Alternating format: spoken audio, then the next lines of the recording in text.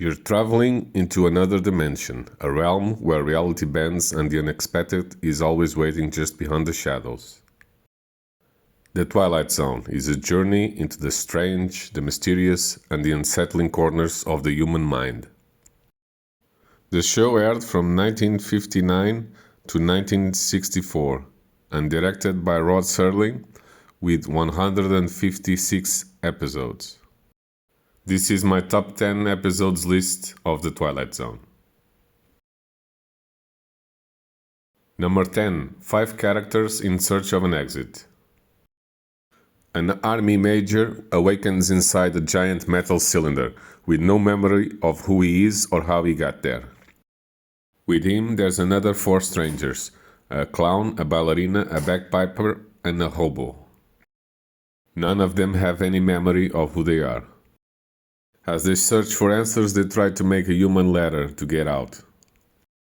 The major takes one final daring climb and vanishes over the edge.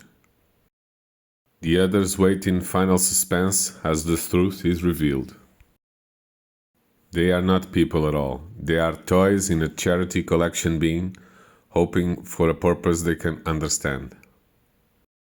5 characters in search of an exit delivers a haunting metaphor about identity, existence, and a search for a meaning in a world that doesn't offer easy answers. Number 9. The Odyssey of Flight 33. A routine transatlantic flight suddenly becomes anything but ordinary. In mid-air, the crew feels a violent jolt, far stronger than turbulence. Instruments spin wildly, and the plane begins accelerating far beyond the normal speed. When they finally stabilize, something is wrong, terribly wrong. As the pilot looks down, the New York skyline is gone, replaced by endless wilderness. Moments later, the crew witnesses something impossible, a massive living dinosaur thundering across the earth below. Flight 33 has slipped through time, catapulted into the prehistoric past.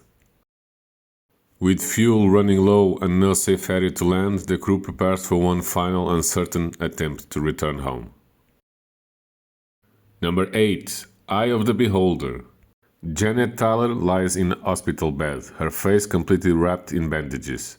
She's undergone her 11th and final attempt to surgically correct her appearance. If the procedure fails, she'll be sent to a special community, a place for people who look like her. As doctors and nurses whisper in the shadows, Janet pleads for a chance to live a normal life. Accepted by society, but we never see their faces, only their reactions, cold and uneasy. And then the reveal. Janet is beautiful by our standards, yet in this world she is the outcast. The doctors and nurses surrounding her have this. Here they define what is normal. Janet is deemed a failure and escorted away to live among others like her. People whose only crime is being different. Number 7. Living Doll. A young girl named Christy brings home a new talking doll, Talking Tina. At first she seems like an ordinary toy, sweet and harmless, but when Christy's stepfather, Eric, played by Telly Savalas, picks her up, the doll says something no toy should ever say. I don't like you. Eric brushes it off as a malfunction until the insults keep coming. Whenever he's alone with her, her messages grow darker and more threatening. Eric tries everything to destroy the doll. He throws her out, crushes her, even attempts to burn her, but each time Tina comes back unharmed and her voice growing colder and more sinister. As Eric spirals into panic, Tina delivers on her threat, and the final confrontation leaves the family shaken and Eric defeated. Number 6. The Little People. 2 astronauts, Craig and Fletcher, land on a distant planet to repair their ship. While exploring the barren landscape, Craig discovers something astonishing. A tiny civilization, no bigger than ants, living inside a miniature city. To them, he is a towering giant, a god. Craig is immediately intoxicated by his newfound power. Craig becomes increasingly cruel, bullying and terrorizing the helpless civilization simply because he can. When the ship is repaired, Craig refuses to go. He tasted absolute power and he won't give it up. Fletcher leaves him behind, stranded with the tiny beings he claims to rule. Suddenly, two colossal astronauts arrive, ending Craig's reign. Number 5. Walking Distance. Martin Sloan, a stressed and wary advertising executive, stops at a gas station, and not far from the town where he grew up. Restless, he decides to take a walk, and soon discovers something impossible. The streets, the carousel, even the people. Everything looks exactly like it did when he was a boy. He sees his parents alive and younger, and even comes face to face with his 12-year-old self. Overwhelmed with nostalgia and longing, Martin tries desperately to reclaim the simplicity and happiness he once knew. But his presence disrupts the past, and he is forced to confront a painful truth: you can't relive your childhood just because adulthood feels heavy. And gentle meditation and longing for the days we cannot fully return to. Number 4. Nightmare at 20,000 feet. A recently psychiatric recovered passenger, Bob Wilson, played by William Shatner, boards a late-night flight with one goal: stay calm. But as the plane goes through a storm, Bob spots something impossible. A living creature, a gremlin, tear down the engines of the plane.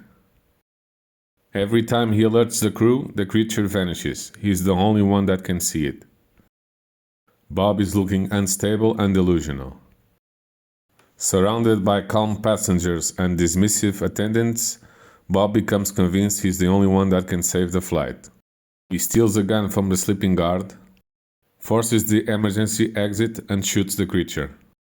When the plane lands, Bob is taken away, labeled hysterical.